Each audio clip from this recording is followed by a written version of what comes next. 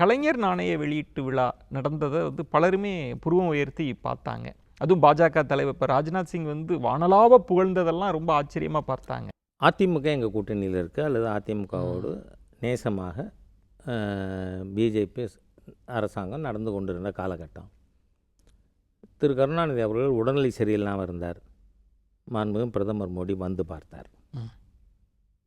அப்போ என்ன சொன்னார், நீங்கள் டெல்லிக்கு கூட வந்துடுங்கன்னு கூப்பிட்டேன். என் வீட்டுக்கு தங்குங்க, நான் பார்த்துக்கிறேன் கூப்பிட்டேன். அப்போ திமுகவோட கூட்டணி இல்லை, புருவம் உயர்த்தவெல்லாம் தேவையில்லை. அதுக்கு அடுத்து கலைஞருடைய மறைவு, அதுக்கும் நேரம் வந்தார். பாராளுமன்றத்தில் உறுப்பினராக இல்லாதவருக்கு அங்கே தீர்மானம் போடுறது ரொம்ப ரேர். இப்போ லோக்நாயக் ஜெயபிரகாஷ் நாராயணன் அவர்களுக்கு அவர் போட்டியே போட்டதில் அவருக்கு தீர்மானம் போட்டோம். அந்த மாதிரி கருணாநிதி அவர்கள் மறைவுக்கு தீர்மானம் போடப்பட்டது. இதெல்லாம் அதிமுக நேச கட்சியாக இருக்கிறதையே அப்போது உயர்த்தாத புருவங்கள், உயராத புருவங்கள் இப்போ ஏன் உயரணுங்கிறேன்னா, ஏன்னா இவ்வளவு கடுமையான வார்த்தை மோதல்கள்லாம் இருக்கிறப்ப திரு கலைஞர் கருணாநிதி அவர்களை, திரு ஹெச் ராஜா அவர்களை திமுக அப்படின்னா அது ஒரு பிரிவினைவாத கட்சி அப்படின்னு நீங்கள் விமர்சிப்பீங்க. ஆனால் கலைஞரை என்ன சொல்கிறார் அப்படின்னா, நாட்டு நலனுக்கு, இந்திய நலனுக்கு, இந்திய தேசத்திற்காக பணியாற்றியவர்னு பாராட்டினப்ப தானே ஒரு நாணயத்துக்கு ரெண்டு பக்கம் இருக்குது. ஒரு மனிதனுக்கும் அவரை பற்றி ரெண்டு சொல்லலாம். ராஜாவை தேசியத்திற்காக எப்போவுமே பேசக்கூடியவர்னு சொல்லலாம். என்ன, அவருக்கு மதப்பிடிப்பு ஜாஸ்தியாக இருக்குது, அதுவும் சொல்லலாம். ஆனால் திராவிட முன்னேற்ற கழகம் பிஜேபியோடு ரொம்ப நெருக்கமாக செயல்பட்ட காலங்கள் உண்டு, மறுக்கலை. என்ன, அதனால் இது ஒரு ஈவெண்ட்டு, அவருக்கு 100 ஆண்டு. அந்த ஈவெண்ட்டுக்கு மத்திய அமைச்சர் வந்தார். அந்த ஈவெண்ட்டு இப்போ உங்கள் வீட்டுக்கு நான் வந்திருக்கேன், உங்களை பற்றி 4 வார்த்தை நல்லா பேசணும், அதுக்காக பேசுனதுன்னு சொல்கிறீங்க. அந்த சம்பவத்தையுமே அதை குறைத்து மதிப்பிடவோ சொல்ல நான் விரும்பல. ஆனால் அது ஒரு ஈவெண்ட், அவ்வளவுதான். ஆனால் அதனுடைய பொலிட்டிக்கல் ஃபாலோ அவுட்டு இது கூட்டணியாக மாறும் அப்படிங்கிறதுக்கெல்லாம் அதில் வேலை இல்லை. ஆனால் அதிமுகவில் சந்தேகத்தை திரு இபிஎஸ் தொடங்கி டவுட்டிங் தாமஸஸ் வுட் ஆல்வேஸ் டவுட்.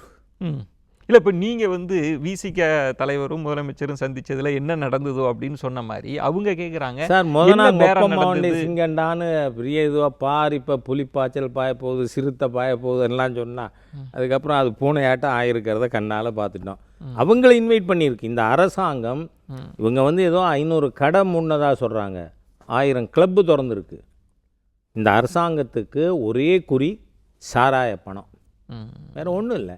அவங்கள கூட்டின்னு வந்து மேடையில் உட்காத்துன்னு சொல்லிட்டா இட் லூசஸ் இட் ஸ்ட்ரீம்ங்கிறேன்னா. இல்லை, இப்போ நீங்கள் இப்போ இதை தாண்டி ஏன் அதிமுகவில் அந்த விமர்சனம் சந்தேகம் வருது அப்படின்னா, ஆளுநர் தேநீர் விருந்தில் கடந்த ஆண்டு கலந்துக்கலை, இந்த முறை திமுக கலந்துக்குது.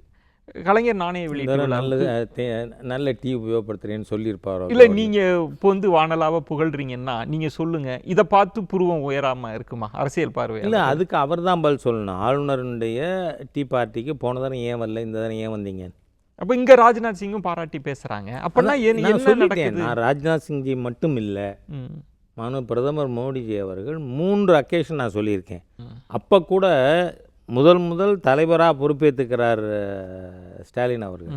அப்போ கூட மோடிஜி அவர்களை வசைபாடினார். கொடியேற்றுறதுக்கு காங்கிரஸ் தலைவியை கூட்டின்னு மோடி அவர்களை விமர்சனம் பண்ணி எல்லாம் நடந்தது. நான் அதுக்குள்ளலாம் போக விரும்பல. இப்போவும் கூட திராவிட முன்னேற்ற கழக தலைவர்கள் பர்சனல் ஃப்ரெண்ட்ஸு, அந்த ஃப்ரெண்ட்ஷிப் இருக்குது அப்படிங்கிறதுல நான் மறுக்கவே மாட்டேன். இது ஒன்றும் ரகசியம் இல்லை. ஆனால் பொலிட்டிக்கல் ஃபாலோ அவுட்டு, கூட்டணி, அந்த மாதிரியான விஷயத்துக்கு அதில் ஒன்றும் இல்லை. ஒரு பாஜகவுக்கு ஒரு சாஃப்ட் கார்னர் திமுக மேலே எப்போதும் இருக்குது. செல்லூர் ராஜு நிறைய தலைவர்கள் என்ன சொல்கிறாங்கன்னா, அவங்க கூப்பிட்டா பிரதமர் வராரு, செஸ் ஒலிம்பியாட்டுக்கா பிரதமர் வராரு, மற்ற விழாக்களுக்கா வராரு, நாங்கள் எம்ஜிஆர் விழாவுக்கு அதனால் நாங்கள் கூப்பிட்டு கூட நாங்கள் அழைப்பிடுத்தும் வரலன்னு சொன்னோம். கூப்பிட்டாங்களாங்கிறது எனக்கு தெரியல. இன்றைக்கி திடீர்னு செல்லூர் ராஜு அவர்கள் தெர்மோகோல் மாதிரி ஏதாவது ஒரு விஷயத்த பேசினா அதுக்கு பதில் சொல்ல. இல்லை, ஒரு சாஃப்ட் கார்னர் நீங்கள் இருக்கீங்க அப்படின்றது சொல்லிகிட்டே இருக்கிறாங்களே. பாஜகவுக்கு திமுக மீது ஒரு சாஃப்ட் கார்னர் இருக்குது. அதுக்கு என்ன காரணம் சொல்கிறாங்க? உங்களோட கூட்டணி இருந்த காலகட்டம் மாதிரி அவங்களோட இருந்திருக்கும். நீங்கள் நம்ம அதிமுகவோட கூட்டணி இருந்தப்போ அதனுடைய விளைவுகள் எப்படி இருந்தது, 99 மார்ச் நடந்தது, எல்லாமே இருக்குது.